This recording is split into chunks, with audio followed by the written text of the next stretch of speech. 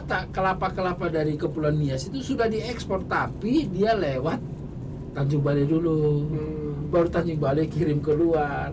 Kenapa? Di sini belum ada pabriknya. Nah, tentu kita harus meng-attract, mengajak orang bagaimana supaya masyarakat di sini mau membuka pabrik kelapa. Iya.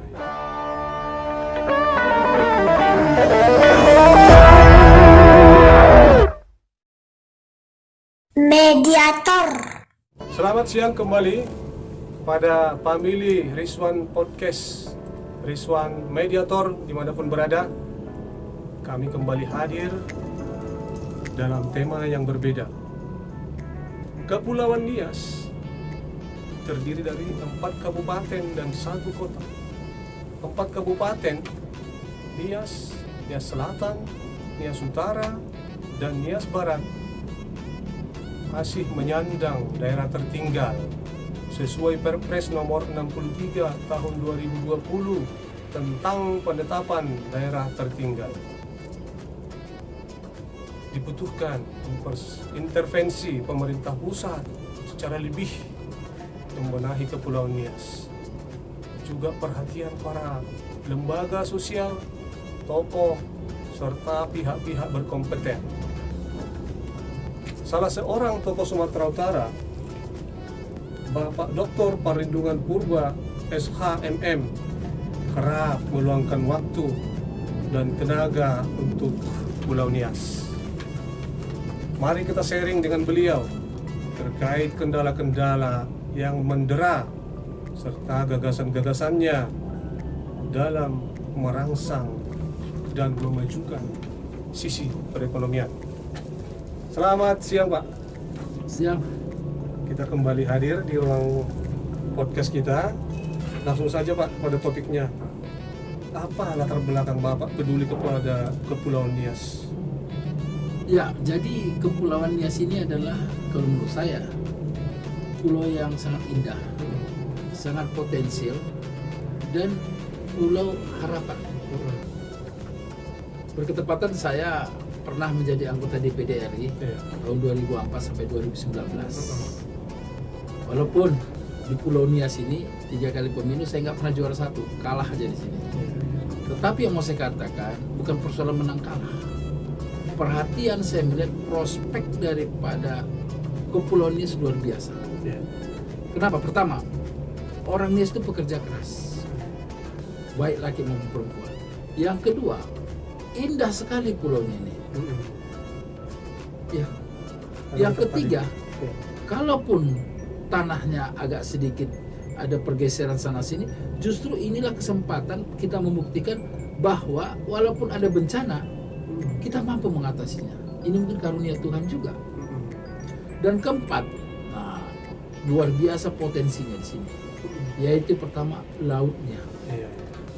Yang kedua, kelapanya. Yang ketiga, pertaniannya pun sebenarnya kuat. Dan keempat, pariwisata. 4 hal ini yang membuat saya terpikir, walaupun saya tempoh hari sebagai anggota DPD RI kan mewakili seluruh Sumatera Utara, perhatian saya sangat tinggi untuk Kepulauan Nias ini. Nah, bagaimana Bapak melihat potensi sumber daya alam Nias ini yang sebagian besar masih tidur dalam tanda kutip? Bagaimana ke depan kiat-kiat atau jurus-jurus dalam membangkitkan ini demi kesejahteraan masyarakat? Jadi pertama, kita di dalam segala harus bersyukur dulu lah. Walaupun tadi ada suasana yang kurang menguntungkan. Pertama, kita bersyukur pada Yang Maha Kuasa, kita masih diberikan kesempatan untuk minimum introspeksi dan memikirkan apa yang baik. Yang kedua, kita bersyukur juga Kepulauan Nias ini sudah dimekarkan. Dari 2 kabupaten kota, Gunung Sitoli dulu sama Nias Selatan, Nias dulu, Nias Induk sama Nias Selatan, kan itu dipecah. Ada Gunung Sitoli, ada Nias Utara, Nias Barat. Artinya apa? Akan terjadi kue dari APBN makin besar kemarin kalau dibanding hanya 2. Tentu persoalannya bukan hanya di APBN. APBD juga harus di-create. Nah, tentu di dalam pemekaran ini SDM-nya juga harus ada. Ini kan berputar terus. Saya melihat 4 kabupaten dan 1 kota ini sudah mulai ada kemajuan yang sangat berarti. Nah, tentu ini adalah sangat menantang. Nah, yang kedua, kalau kita memandang sekeliling kita ini, lautnya cantik sekali. Kenapa tidak dikembangkan juga perikanan tangkap di laut atau budidaya, bikin tambak misalnya, atau di perairan darat nih peternakan ikan. Karena apa? Nah, di sini memang masih kurang minat orang makan ikan ya, masih suka makan daging. Barangkali begitu. Nah, mungkin itu juga sebabnya. Tapi mungkin bisa disinkronkan sambil makan daging juga ada, ya kan, daging ayam maupun daging ternak yang lain. Tapi ikan ini juga harus mulai disosialisasikan di sini, karena proteinnya tinggi, sudah itu zat kolesterolnya pun bagus dan lain. Saya pikir budaya ikan harus kita kembangkan di sini, budaya makan ikan. Yang ketiga, menarik adalah adanya kelapa. Ini adalah pulau kelapa yang luar biasa. Saya punya gagasan kemarin kita mulai ya dengan Bupati Nias Utara, kita membuat Zoom ekspor kelapa ke Jepang. Pembicaraan dari Jepang, kita Zoom, sekarang kan ada teknologi, nggak perlu ke Jepang. Kita bisa ketemu, dibuka oleh Bapak Menteri Hukum dan HAM Pak Yasona Lawli, di Bapak Bupati Waru ya, di Nias Utara. Datang kemarin juga dari karantina, bagus. Nah, ternyata kelapa-kelapa dari Kepulauan Nias itu sudah diekspor, tapi dia lewat Tanjung Balai dulu, baru Tanjung Balai kirim keluar. Kenapa? Di sini belum ada pabriknya. Nah, tentu kita harus meng-attract, mengajak orang bagaimana supaya masyarakat di sini mau membuka pabrik kelapa, minyak kelapa. Jadi kan sehat dan harganya mahal. Saya nggak habis pikir kenapa belum ada gitu ya. Tapi mungkin sebentar lagi udah ada, karena ini udah ada kebutuhan. Di mana ada gula kan di situ ada semut. Ini gulanya ada di sini. Nias ini gula loh. Setelah Bapak buka wacana kemarin belum ada kira-kira tanda-tanda? Belum, mungkin karena masih Covid ya. Gitu. Tapi udah mulai orang pikir, saya selalu ayo kalian buka minyak kelapa di sini. Nah, mereka bilang marketnya macam mana? Bukan, create dulu, minimum pakai satu keluarga, baru kita market. Jangan bikin market dulu. Nah, dan kalaupun Nias misal wisata, saya katakan tadi kan udah makanan Nias. Kalau wisata jangan terlalu mengandalkan orang asing dulu, lokal dulu, karena asing itu sangat sensitif. Ya, misalnya dari Inggris, dari luar negeri datang kemari kan, ada nggak apanya rumah sakitnya, kan perlu waktu lagi. Kan banyak juga orang Nias yang pulang kampung kemari, itu kan turis. Itu juga harus kita dukung, atau orang-orang sesama orang Indonesia yang datang ke Pulau Nias. Saya selalu mengajak ayo berkunjung ke Nias. Jadi ternyata sudah mulai banyak ada museum pusaka Nias, dan perhatian Pak Sandiaga Uno kemarin kan datang kemari. Beliau ke Nias Barat dan Nias Selatan ada surfing. Di Nias Barat juga ada kami nyanyi Mayana di sana. Sama Pak Gubernur sama Kapolda. Sama Pak Menteri. Artinya Nias ini gula loh. Tinggal bagaimana kita merubah mindset. Jangan dulu kita menganggap bahwa kita tergantung orang luar. Gak, kita dululah yang harus menghargai Kepulauan Nias itu. Saya hampir tiap bulan kemari pasti ada sesuatu yang baru yang saya lihat yang hebat. Nah, ini jadi itu di pariwisata, perikanan, pertanian juga. Banyak ini lahan kosong. Kenapa tidak ditanami, entah apalah gitu. Market, gak usah bicara market. Aku bilang sama kita, ada yang bilang, wah Kepulauan Nias ini nggak ada peluang usaha. Siapa bilang? Tengok itu kawan-kawan kita yang jualan di tepi pantai. Ada kok peluang. Kenapa nggak kita bersama-sama juga mengembangkan itu? Bikinnya ikan bakar lah, inilah.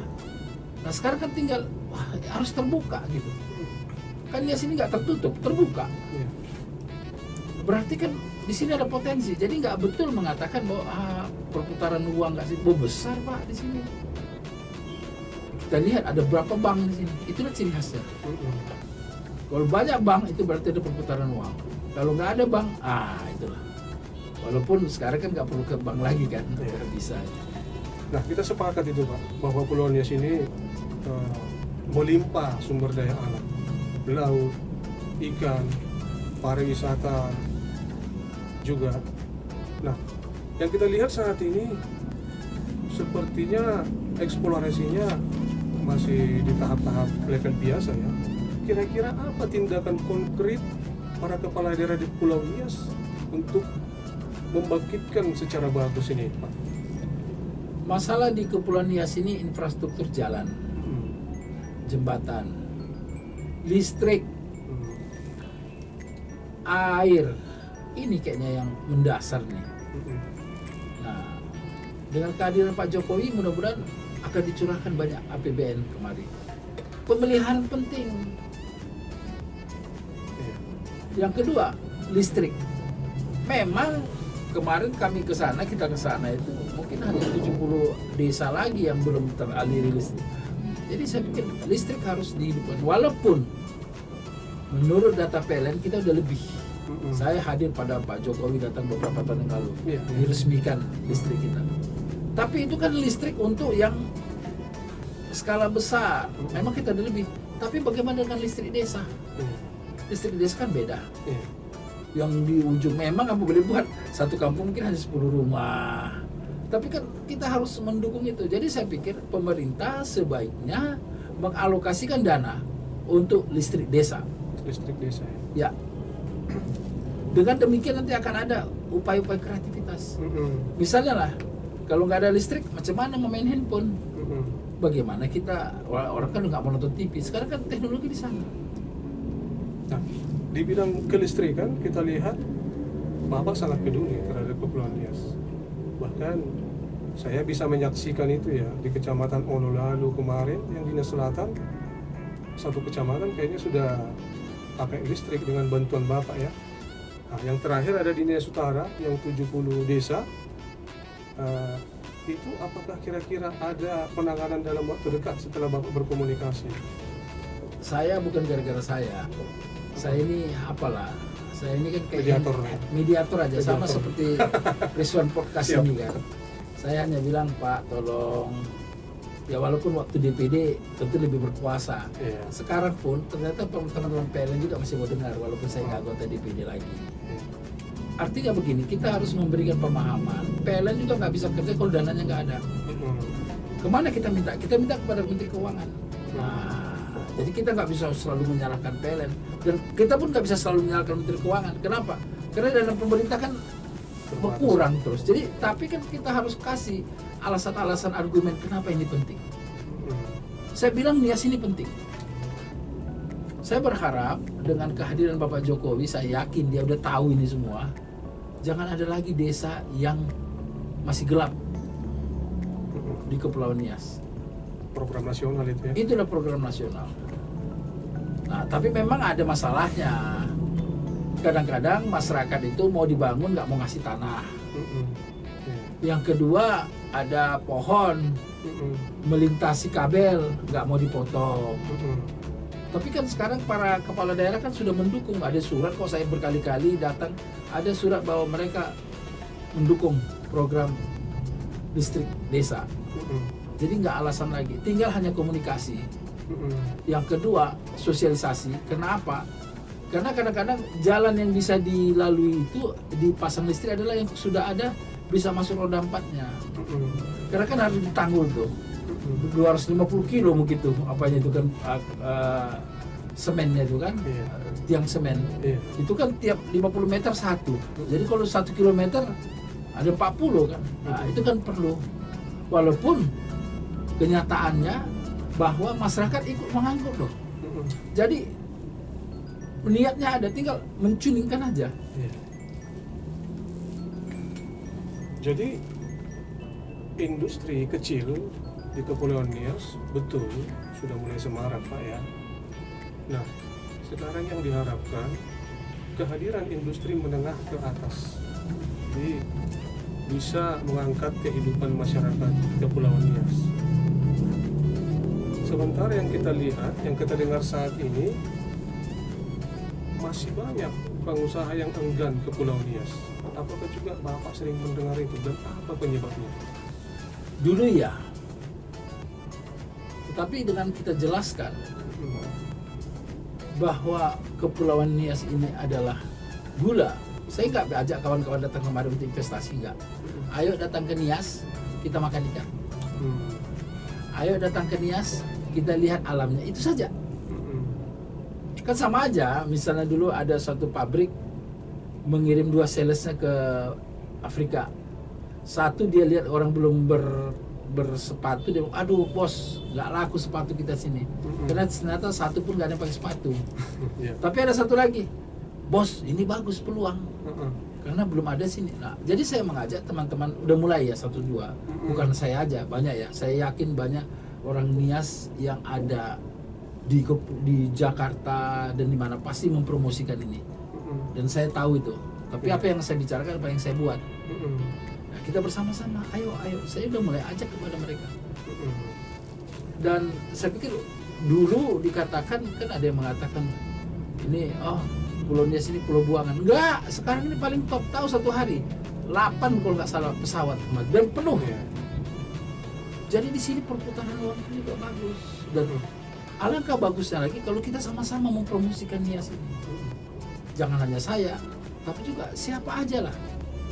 Ayo, dan tingkat pendidikan sini kan mulai bagus. Orang di sini kan banyak sekolah yang keluar, ada sekolah kesehatan,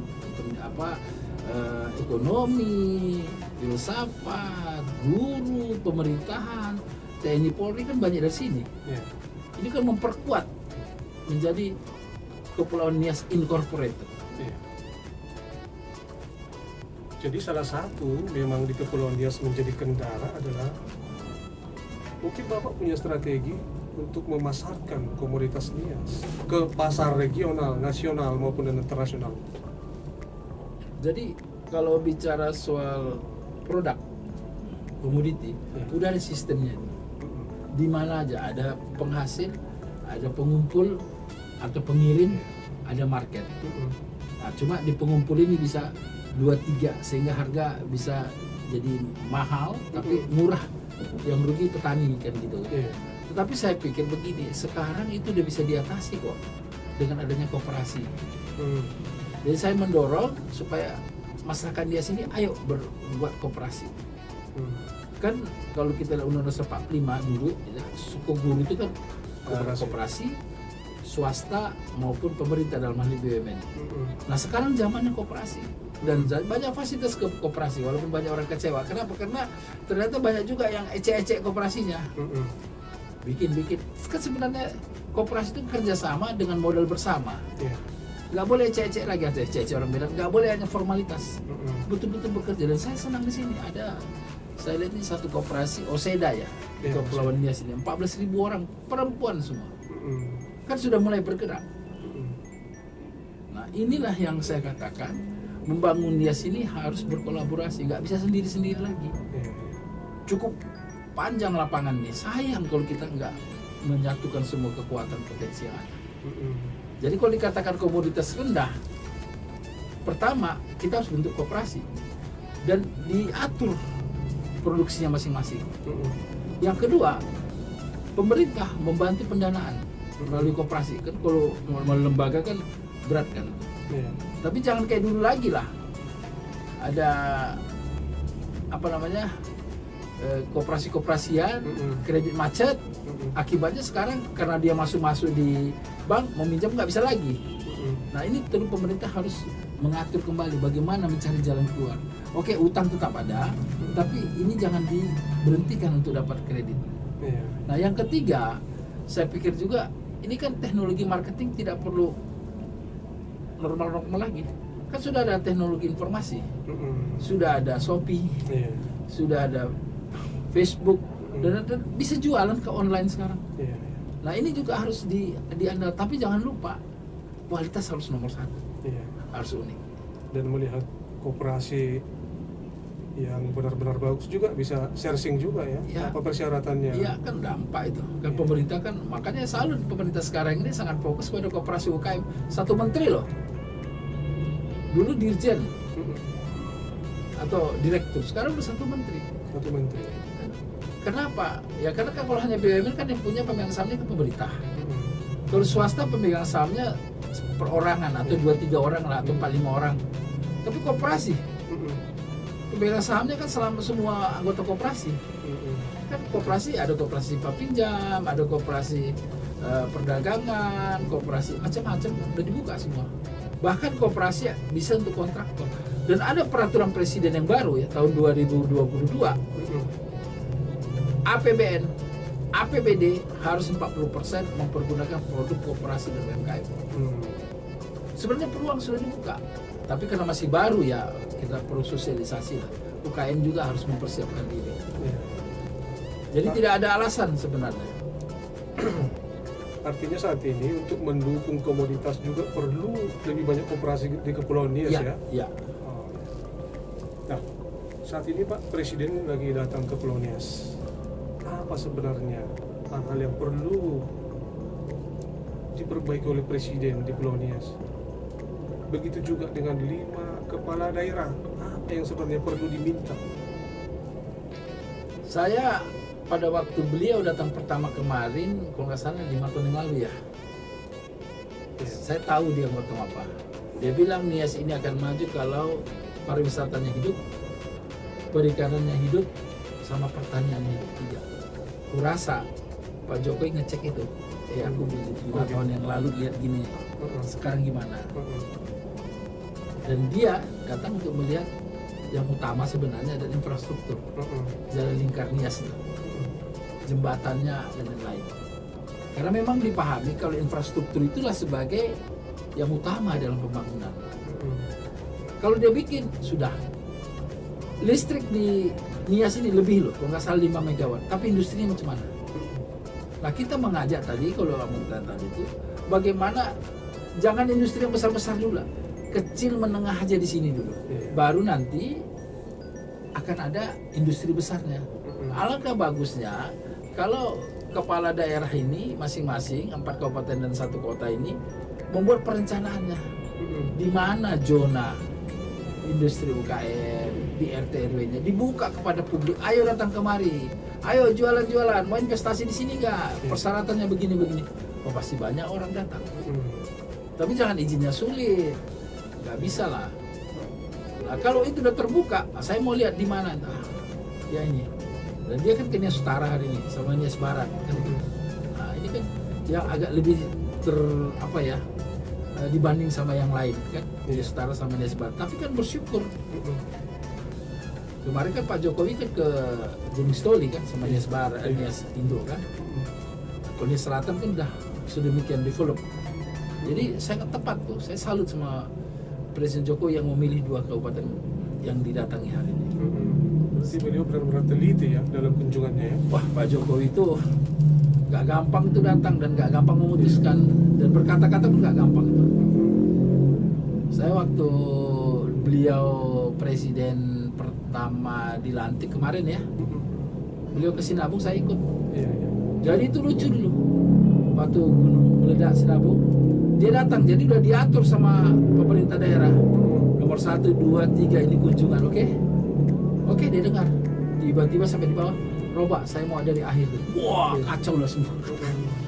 Nah, dalam jabatan Bapak dulu sebagai anggota DPD, Bapak kan sering mendampingi kalau ada kunjungan kan?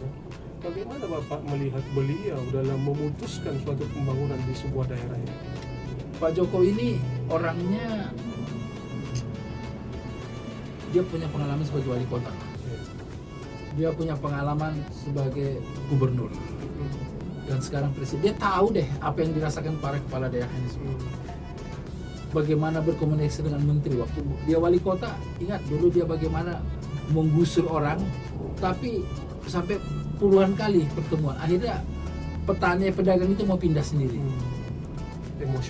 Emosional dia, bukan emosional. Pendekatan emosional. Pendekatan emosionalnya dia dekatkan. Dan dia orangnya sabar tapi keras. Maunya begini. Jadi saya salut sama dia ya. Sikap yang kolaboratif. Dia betul ya. Coba aja kau saja jauh dengan mengangkat kabinet kemarin. Kompetitornya diangkat sebagai menteri. Apa artinya?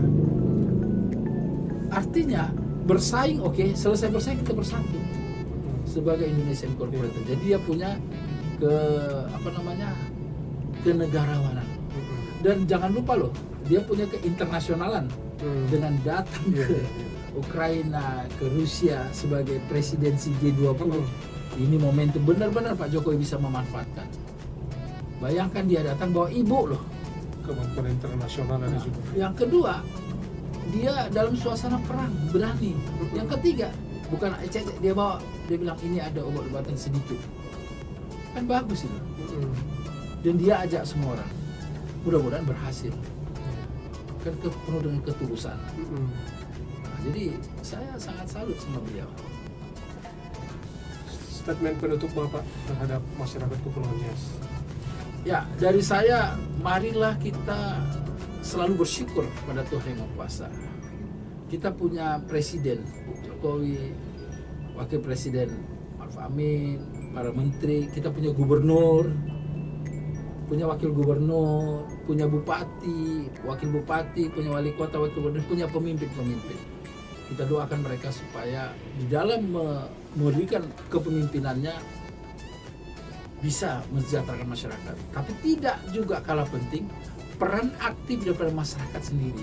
Ayolah, daripada kita berteriak-teriak di kegelapan malam, lebih bagus kita nyalakan sebuah lilin. Kita optimis. Kalaupun ada kendala, pasti kita bisa mengatasi. Ini adalah filosofi yang diajarkan oleh orang-orang tua kita dan nenek moyang kita selaku bangsa yang besar. Hebat loh kita. 270 juta ya sekarang. Dengan kepulauan gitu besar. Wah, ini suatu anugerah kepada bangsa Indonesia dan anugerah juga kepada masyarakat Nias. Selamat atas kunjungan Bapak Presiden Jokowi ke Kepulauan Nias. Ini akan memberikan semangat baru. Dan jangan lupa loh, Bapak Menteri Sandiaga Uno baru datang nih 2 minggu yang lalu. Bapak dampingi juga. Saya pun ikut dampingin naik helikopter kemarin. Oh. Pak Gubernur juga. Pak Edi Rahmayadi datang. Pak Kapolda lagi tuh. Wah, itu orangnya lebih, dia nyiapkan helikopter loh. Pak Panca. Nah, jadi saya pikir perhatian, jadi tidak betul saya pikir menurut saya Nias ini nggak diperhatikan. Buktinya ada juga daerah lain yang belum dikunjungi loh. Ini dalam berapa tahun, 2 kali para menterinya datang kemari. Berasa menteri lain pun banyak datang kemari. Cuma ini yang bisa kita tahu. Jadi saya pikir ayo semangat, optimis. Terima kasih. Baik, terima kasih Pak. Family Rizwan Mediator dimanapun berada, demikian bincang-bincang kami siang ini dengan Bapak Perlindungan Purba. Selalu ikut dengan channel kami. Mohon dukung, subscribe, komen, like. Terima kasih.